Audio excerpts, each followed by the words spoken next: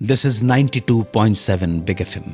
अपने सभी श्रोताओं का हार्दिक वंदन और अभिनंदन करता हूं इस शो में जिसका नाम है सुहाना सफर विद अन्नू कपूर, सिर्फ 92.7 बिग एफएम पर। कौन था वो शख्स जिसके एक्टिंग टैलेंट पर किया गया शक तो भड़क गए साहिर लुधियानवी। ये होगी पहली कहानी। दूसरी कहानी, क्यों छूट गया पसीना जीवन साहब का जब उनको परफॉर्म करना पड़ा एक रेप सीन। हमारे रेगुलर फीचर्स दिल ने फिर याद किया, जहां दिल याद करेगा राइटर डायरेक्टर वजाहत मिर्जा को। रीमेड इन इंडिया में बात होगी विदेशी फिल्म की जिसका नाम है द डेविल्स ओन, और चर्चा हिंदी फिल्म की जो कॉपी करके बनाई गई। अंत में हमारे श्रोता मुरलीधर चौरसिया के सवाल का जवाब। तो चलिए शुरू करते हैं आज का सुहाना सफर विद अन्नू कपूर। बी.आर. चोपड़ा की फिल्म साधना की एक कव्वाली को शूट करने की तैयारी चल रही थी। कव्वाली के बोल थे, आज क्यों हमसे पर्दा है।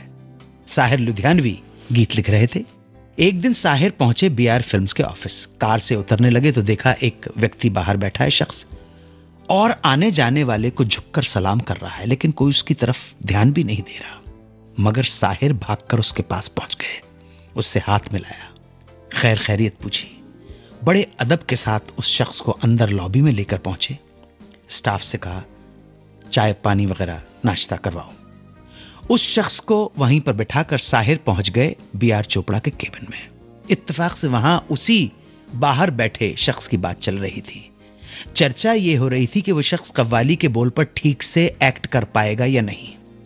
बस ये सुनते ही साहिर को गुस्सा आ गया। वो गुस्से में बोले कि तुम लोग किसकी एक्टिंग पर शक कर रहे हो, तुम्हें पता है? साहिर को इस तरह गुस्से में भड़कता देख सबकी बोलती बंद हो गई। बी.आर. चोपड़ा ने साहिर को समझा बुझाकर शांत किया और साहिर के कहने के ऊपर यह डिसीजन ले लिया कि उस शख्स को फाइनल कर दो, उसी पर कव्वाली शूट की जाएगी। यह बात सुनकर साहिर को थोड़ा सुकून आया। कुछ घंटे बाद बी.आर. चोपड़ा जब बाहर निकले तो देखा वो शख्स वहीं बैठकर साहिर का इंतजार कर रहा है। साहिर को देखते ही वो उनके पांव में झुकने लगा, लेकिन साहिर ने रोक लिया, गले लगा लिया। उस शख्स ने साहिर का शुक्रिया अदा किया कि उनकी वजह से उसे काम मिल गया, लेकिन साहिर बड़े खुलूस के साथ उसे अपनी कार में लेकर बाअदब उसके घर माहिम तक छोड़ने गए, क्योंकि साहिर जानते थे कि वो शख्स कौन था।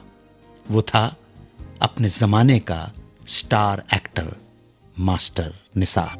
अभिनेता जीवन एक फिल्म में खलनायक थे। फिल्म का नाम था जमाना।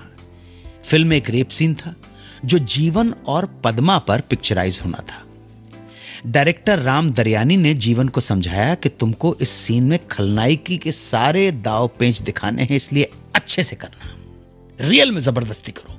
जीवन ने कहा, मुझे कोई प्रॉब्लम नहीं है, लेकिन पद्मा से पूछ लीजिए।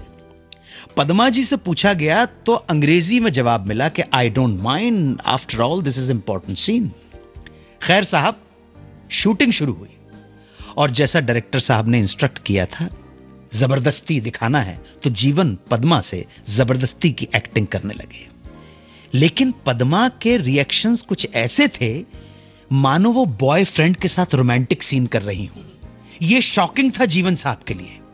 एक दो रीटेक नहीं बल्कि 10 बार रीटेक हुए, और इस पूरे प्रक्रिया में जीवन साहब के पसीने छूट गए। तौबा करने लगे इस रेप के सीन से। आखिरकार जीवन के ही ज्यादा से ज्यादा क्लोजअप लेकर सेगमेंट पूरा किया गया। ऋषिकेश मुखर्जी की फिल्म नमक हराम की शूटिंग चल रही थी। राजेश खन्ना सुपरस्टार थे और अमिताभ बच्चन पर फ्लॉप एक्टर का ठप्पा लगा हुआ था। Hero Rajesh Khanna, side hero Amitabh Bachchan. Rajesh Khanna बहुत बिजी, इसलिए लेट आना, और राजेश खन्ना की सहूलियत और कन्वीनियंस के हिसाब से ही शूट किए जाते थे।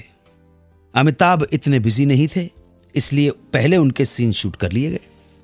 अब जब डिस्ट्रीब्यूटर्स को अमिताभ बच्चन के सीन दिखाए गए तो वितरकों को लगा कि फिल्म के हीरो अमिताभ हैं और राजेश खन्ना स्पेशल अपीयरेंस में हैं।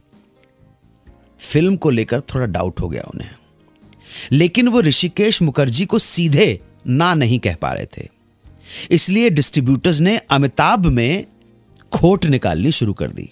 अमिताभ बच्चन उन दिनों कान के ऊपर बाल रखा करते थे, सो उन्होंने अमिताभ की हेयर स्टाइल को लेकर अड़ंगे लगाने शुरू कर दिए। डिस्ट्रीब्यूटर्स बोले कि अमिताभ बच्चन को ये हेयर स्टाइल बदल देनी चाहिए, कानों पर भी कोई बाल रखता है भला, वगैरह वगैरह, जबकि कानों पर बाल राजेश खन्ना के भी हुआ करते थे। अब हुआ ये कि नमक हराम पूरी होती इससे पहले ही राजेश खन्ना की अपना देश, दिल दौलत दुनिया, मालिक और शहजादा पिक्चरें आ गईं और फ्लॉप हो गईं। वहीं दूसरी ओर अमिताभ बच्चन की जंजीर ने इतिहास रच दिया। और सबसे रोचक पहलू यह रहा कि डिस्ट्रीब्यूटर्स जिस हेयर स्टाइल को बदलने का मशवरा दे रहे थे, एडवाइस दे रहे थे, मीन मेख निकाल रहे थे, खरी खोटी सुना रहे थे, वही हेयर स्टाइल एक ट्रेंड बन गई, स्टाइल बन गई। और बंबई के हेयर कटिंग सैलून्स में अब इस तरह के बोर्ड नजर आने लगे। सुनिए रेट कैसी थी। राजेश खन्ना कट 2 रुपए, अमिताभ बच्चन कट 3.5 रुपए। पेश खिदमत है सेगमेंट दिल ने फिर याद किया। आज दिल याद करेगा मशहूर मारूफ राइटर डायरेक्टर वजाहत मिर्जा को। वजाहत मिर्जा 20 अप्रैल 1908 को लखनऊ के करीब सीतापुर में पैदा हुए। नाम था मिर्जा वजाहत हुसैन कजलबाश चंगेजी। लखनऊ के गवर्नमेंट जुबली इंटर कॉलेज से पढ़ाई की। लिखने का शौक बचपन से था, शायरी करने लगे। स्कूली तालीम के दौरान फिल्मों से वाबस्ता हुए, कलकत्ता चले आए, जहां family friend cinematographer Krishna Gopal भी रहा करते थे। वजाहत कृष्ण गोपाल को असिस्ट करने लगे। कई साल कृष्ण गोपाल को असिस्ट करने के बाद वजाहत मिर्जा चले आए बंबई। प्रेमांकुर केएल सहगल को लेकर एक फिल्म बना रहे थे, यहूदी की लड़की। वजाहत की बेहतरीन उर्दू के कारण उन्हें यहूदी की लड़की के डायलॉग लिखने का मौका मिल गया।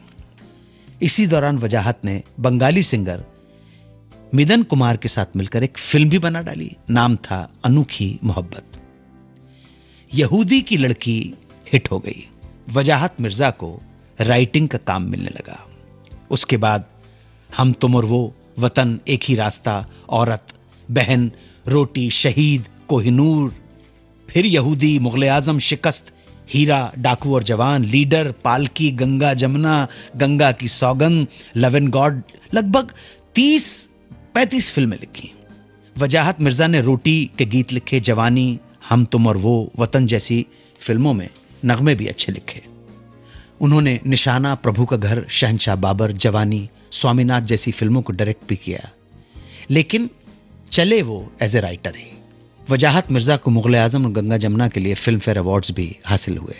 1978 में वजाहत मिर्जा कराची जाकर बस गए, जहां 82 साल की उम्र में 4 अगस्त 1990 को उनका देहांत हो गया। वजाहत मिर्जा को पुनीत स्मरण, खिराज अकीदत, विनम्र श्रद्धांजलि। रीमेड इन इंडिया 1997 में बनी एक film directed by Alan J Pakula, starring Harrison Ford, Brad Pitt, Ruben Blades etcetera. Film का नाम था द डेविल जोन। फिल्म की कहानी है फ्रांसिस फ्रैंकी नाम के एक युवक की, जिसने अपने पिता को आयरिश रिपब्लिकन कॉन्फ्लिक्ट में गोली खाकर मरते हुए देखा था। बड़ा होकर फ्रैंकी स्वयं भी प्रोविजनल आयरिश रिपब्लिकन आर्मी में शामिल हो जाता है। फ्रांसिस के हाथों 13 ब्रिटिश सोल्जर्स का और 11 पुलिस वालों का मर्डर हो चुका है। उसे IRA की तरफ से स्टिंगर मिसाइल खरीदने के लिए अमेरिका भेजा जाता है, जहां आयरिश रिपब्लिकन आर्मी का एक सपोर्टर जज फ्रांसिस की हर तरह से मदद करता है। फ्रांसिस की आइडेंटिटी बदलकर उसे एक नया नाम देता है, रॉरी डेवनी। फ्रांसिस के रहने का ठिकाना बनता है एक ईमानदार पुलिस ऑफिसर का घर, जिसका नाम है टॉम ओमीरा। टॉम को फ्रांसिस के बारे में कुछ पता नहीं है। धीरे धीरे दोनों अच्छे दोस्त बन जाते हैं। घटनाक्रम आगे बढ़ता है। स्टिंगर मिसाइल्स की खरीदारी के दौरान कुछ ऐसे हादसे होते हैं कि टॉम को फ्रांसिस की सच्चाई पता लग जाती है। टॉम अपना फर्ज निभाता है और फ्रांसिस अपना फर्ज। आखिरकार फ्रांसिस मिसाइल्स का स्टॉक लेकर भागने वाला होता है, लेकिन टॉम के हाथों मारा जाता है। इसी प्लॉट पर सन 2000 में एक हिंदी फिल्म बनी, जिसे डायरेक्ट किया था राज कंवर ने, starring Bobby Deol, Rani Mukherjee, Mayuri Congo and Amrish Puri. Film का नाम था बादल। सूरत के मुरलीधर चौरसिया का प्रश्न क्या कभी झटपट नाम की फिल्म बनी है? तो चौरसिया साहब, जहां तक मुझे याद आ रहा है, जो रिसर्च हुई है उसके अनुसार झटपट नाम की कोई फिल्म कभी भी नहीं बनी। लेकिन मिस्टर झटपट नाम की एक फिल्म जरूर बनी है, आई थी 1943 में। काम किया था हरिश्चंद्र राव ने, राधा रानी ने, ई बिलिमोरिया ने। इस फिल्म को डायरेक्ट किया था हरबंस सिंह ने और म्यूजिक दिया था वाहिद कुरैशी ने। अगर आप में से किसी के पास इस जानकारी के अलावा भी कुछ इंफॉर्मेशन हो तो हमारे साथ जरूर शेयर करें। आज के लिए इतना ही। चलता हूं, दुआओं में याद रखिएगा। जय हिंद, वंदे मातरम।